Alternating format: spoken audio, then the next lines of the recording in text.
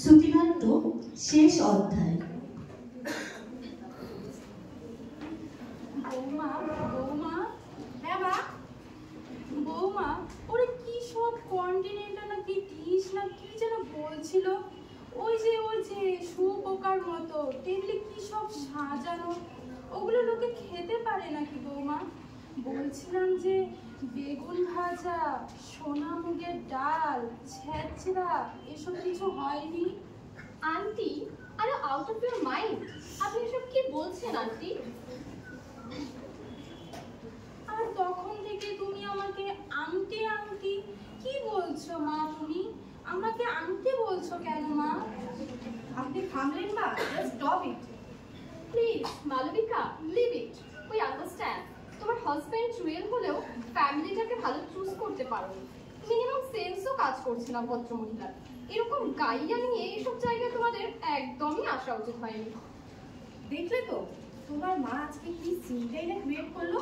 ইস, কোনো মানে হয় এইরকম মহিলাকে এসব জায়গায় নিয়ে যাওয়ার? ইলিটারেট মহিলা একটা। আমি মানে কি করব বলো তো? দাদান জেদ ধরলো বলেই না নিয়ে যেতে হলো। আফটার অল আজ ওর বার্থডে। What you mean? এখন যদি তোমার ছেলে বলে বাবা যাও গিয়ে গঙ্গায় ঝাঁপ দাও, তুমি দিয়ে দেবে? ইস, কি করতে যে বাবা মার কথা না শুনে আমি তোমার মতো একটা গ্রামের ছেলেকে বিয়ে করলাম। কে জানে, লোকে তো এমনি আর বলে না ফ্যামিলি ক্লাস কালচারের কথা। কারণ আছে, কারণ আছে। আজ বুঝি তোমার মতো একজন বড় ডাক্তারের মা হয়েও যে কিনা এ ফর অ্যাপেল জানে না, সে কি কেউ বাইরে থেকে দেখে বুঝবে? আরে সবই বুঝতে পারছি, কিন্তু ছি ছি ছি, আজকে বার্থডেতে আমার সব অফিসের কলেজ মেট রিলেটিভসরা এসেছিল। কি ভাবলো আমার ব্যাপারে? I was so insulted. খোকা খোকা, ও খোকা, আসো বাবা। সব ব্যাপারে এত ন্যাকামি করো কেন বুঝি না। এই তো এসো ঘরের মধ্যে, এখন এই পারমিশন নেওয়ার কোনো মানে আছে? ও সরি, তুমি তো আবার পারমিশনের মানে বুঝবে না। বলছি অনুমতি নেওয়ার কোনো দরকার আছে? না না, আসলে প্রেশারের ওষুধটা না শেষ হয়ে গেছে, 2 দিন হলো। তুই একটু এনে দিতে পারবি রে বাবা? পারবো না। কি বলবো? হ্যাঁ, এটা সত্যি যে তুমি এত সহজে পরলোকে যাবে না। আমার লাইফটা হেল না করে তুমি এত সহজে যাবে না। থাক থাক, আমাকে শুনিয়ে আর মাকে শাসন করতে হবে না। ওনাকে পার্টিতে নিয়ে গিয়ে যতটা ইনসাল্ট হওয়ার তো হয়ে গেছে, এখন বাড়িতে এসে সিন ক্রিয়েট জাস্ট পোষাচ্ছে না আমার। আমি শুতে চললাম। এসব তোমার জন্য হলো। নাও, এখন আবার এক ঝামেলা। মালবিকা অন্য ঘরে শোবে, দরকার ছাড়া কথা না বলে চলবে 7 দিন ধরে। আসলে আমাদের সোসাইটিতে পড়ার যোগ্যতা নাই এসব কন্টিনেন্টাল ডিশ, পাস্তা, পিজা চোখে দেখেছো কোনোদিন? আমি বললাম আর হ্যাংলার মতো নাচতে নাচতে চলে। আমি আসলে যেতে চাইনি রে খোকা, শুধু ওই তাতানটার জন্য। হ্যাঁ, ওসব বাজে অজুহাত দিও না। এসব তোমার হ্যাংলামি। তুমি তো তাতানকে মিথ্যেও বলতে পারতে যে তোমার শরীরটা খারাপ, তাহলে তো আর জেদ ধরতো না। কিন্তু না না, সবসময় আমাকে সব জায়গায় অপদস্থ করতেই হবে। এটা কিচ্ছু বলার নেই। তখন যাও তো যাও, সামনে থেকে যাও, আর ভালো লাগছে না।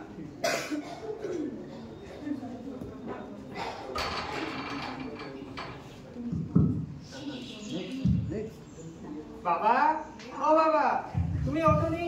আজ 21শে ফেব্রুয়ারি তো, আমার স্পিচ আছে তো, ওঠো তাড়াতাড়ি। হ্যাঁ বাবা, উঠছি।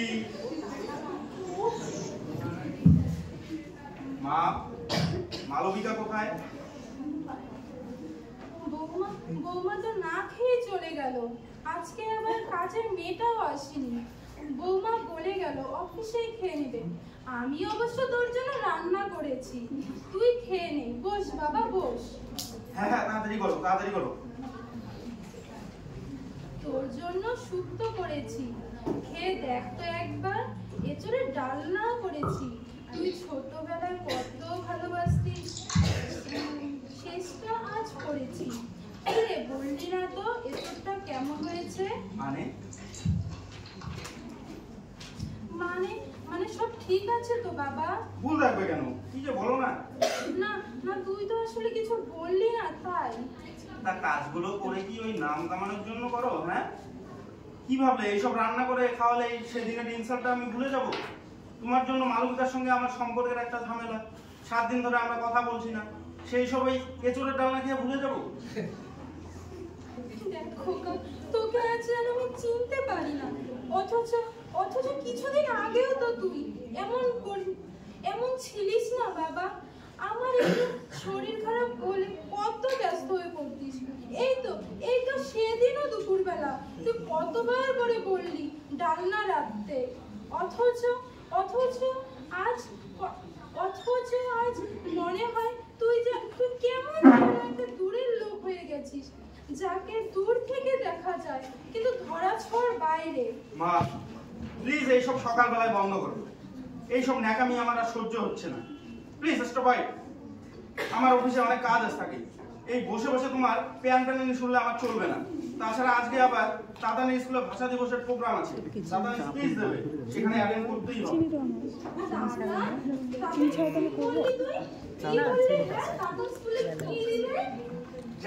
যাই করুক তোমার তো আর ওখানে যেতে হবে না।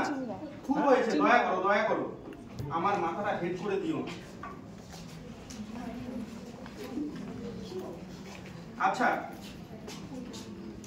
মালবিকা, তাতান তো ক্লাস 8-এ পড়ে, ও কি করে ভাষা দিবসে বলবে? এটা তো বড়দের ব্যাপার। তাতান কিন্তু ক্লাস 8-এর ফার্স্ট বয়, এটা তুমি বলো না। টিচাররা ওর নলেজ, কমন সেন্সের প্রশংসা করে। তাছাড়া আমি কাল রাত 2টো পর্যন্ত তাতানকে ভাষা দিবসের ইতিহাস সম্পর্কে মুখস্থ করিয়েছি। বুঝলে, তুমি তো এসবের খবর রাখছো না। মা বাবা চলো চলো, এখনই আমার স্পিচ শুরু হবে। আমি কোথায় আসেনি? বাবা ওসব ছাড়ো, চলো দেরি হয়ে গেছে। এখন মাতৃভাষা দিবসের ইতিহাস সম্পর্কে বলবে আমাদের স্কুলের ক্লাস 8-এর ছাত্র তাতান চ্যাটার্জি।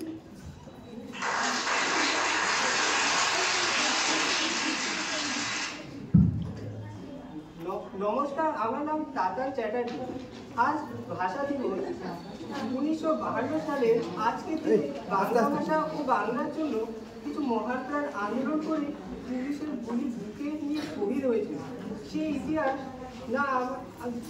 মা আমাকে বলেছে, কিন্তু আজ আমি ইতিহাস নয় বর্তমানের কথা বলবো।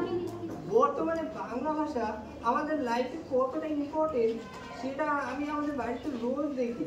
আমার ঠাকুমা ইংলিশ জানে না, কারোর সঙ্গে দেখা হলে hi hello how are you বলতে পারে না, কন্টিনেন্টের বিশালটাও বুঝে না, এমনকি আন্টি ডাকটাও ঠাকুমার কাছে অজানা। তার মধ্যে কাকিমা জেঠিমা শুনে অভ্যস্ত। আর এই সবের জন্য ছোট থেকে দেখছি আমাদের বাড়িতে আমার ঠাকুমাকে নিয়ে সবার খুব লজ্জা। বাবা নিজের ফ্রেন্ড সার্কেলের সঙ্গে ঠাকুমার কখনো পরিচয় করিয়ে দেয় না। স্ট্রেঞ্জ, এসব কি বলছে দাদা? হ্যাঁ তাই কি বলছে সব? বাড়িতে কোনো কিটি পার্টি হলে মা ঠাকুমাকে স্ট্রিক্টলি বারণ করে দেয় ভুল করেও যেন ড্রয়িং রুমের সামনে না যায়। এমনকি আমার বার্থডে পার্টিতেও ঠাকুমার এন্ট্রি আমার মা বাবা পছন্দ করে না। ঠাকুমাকে 5 স্টার হোটেলে নিয়েই যাওয়া যায় না, তার জন্য বাড়িতে 7 দিন ধরে ঝামেলা শুরু হয়। মা বাবার সাথে কথা বলাও বন্ধ করে দেয়। ঠাকুমার বড় করে ইংলিশ বলতে জানে না, ফিজিক্স জানে না, লোকের সাথে মিশতেও জানে না। যদি আমার ঠাকুমা দারুণ রান্না করতে পারে আর রবীন্দ্রসঙ্গীত দুর্দান্ত গান গেয়ে শোনায়। আমার ছোটবেলায় আমার বাবা যখন রাত করে অফিস থেকে বাড়িতে ফিরতো, তখন ঠাকুমা আমাকে গান গিয়ে রূপকথার গল্প শুনে ঘুম পাড়াতো। পেরি টেন্সের মানে না জানলেও ঠাকুমা আমাকে ব্যঙ্গমি কি কথা বলে সেটা আমাকে ঠাকুমা খুব ভালো করেই বুঝিয়ে দিত।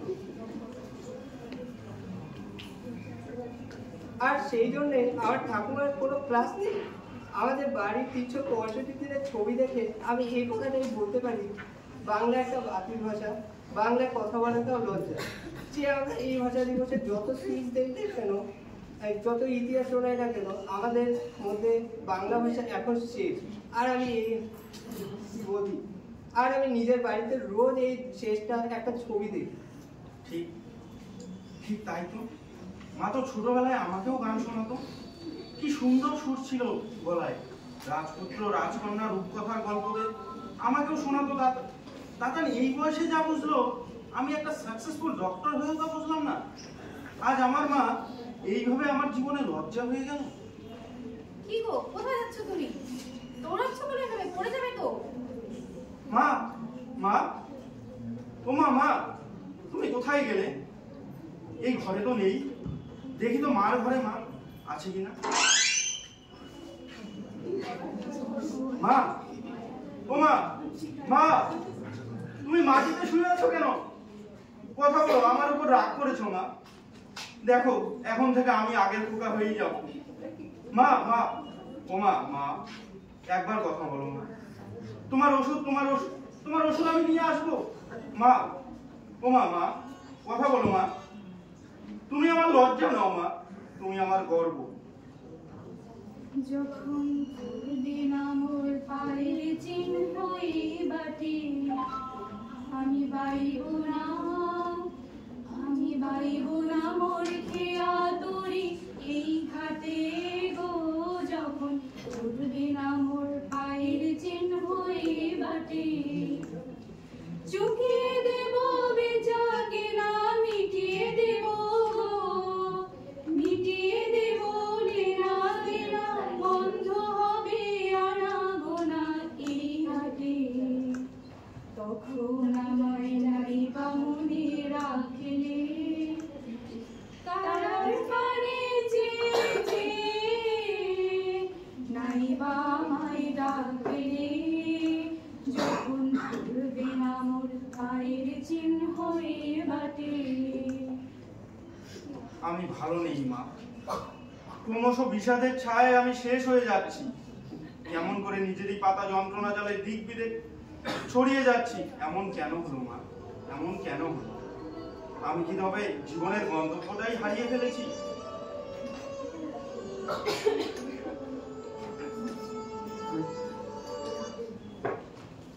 1952 সেই আবেগ ঘনানো মুহূর্তে বাংলার সেই তরুণ যুব সমাজের রফিক, জব্বার কিংবা সালাম, বরকত প্রমুখরা মাতৃভাষা তথা বাংলা ভাষাকে রাষ্ট্রভাষা করার দাবিতে আন্দোলনে সামিল হয়েছিল ঠিকই, কিন্তু পুলিশের সেই নির্মম বর্বরতায় তারা শহীদে পরিণত হয়েছে। হয়তো কোনো না কোনো কারণে সেই বৃদ্ধা মা, যিনি কিনা পুঁথিগত বিদ্যায় শিক্ষিত হতে পারেননি ঠিকই, কিন্তু ওনার মধ্যে সন্তানের জন্য ভালোবাসা কম ছিল না। যদিও তিনি কন্টিনেন্টাল ডিশের মানে জানতেন না, তিনি সোনামুগের ডাল কিভাবে রাখতে হয় তা জানতেন, কিভাবে ছেলেপুলেদের যত্ন নিতে হয় তা ভালো মতোই জানতেন। কিন্তু পরিশেষে ওনার যে নিজেকে এভাবে আত্মবলিদান দিতে হবে, এটা কি কেউ ভেবেছে? ওনার কি দোষ ছিল যে উনি মাতৃভাষা বাদে অন্য ভাষা না জানার জন্য সমাজে চলার যোগ্য নয়? সমাজের hi, hello, how are you এর সাথে তাল মেলাতে পারেননি, তাই হয়তো জীবনের ছন্দ থেকে হারিয়ে গেলেন। আমাদের নিজেদের মাতৃভাষায় কথা বলতে কি লজ্জা! আমরা মাতৃভাষা বাদে অন্য ভাষা জানি না বলে কি সমাজের চোখে আমরা এতটাই ঘৃণ্য? আমি কি এতটাই অপরাধী, এতটাই দুর্বল আমি? না, এমনটা নয়। এমনটা ভাবলে চলবে না।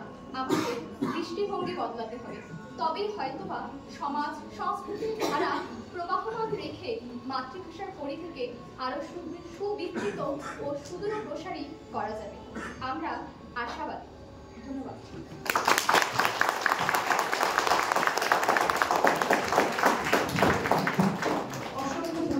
এই মোদক, এই লেখা সুর কার, কথা কার, এগুলো বলে দাও একটু।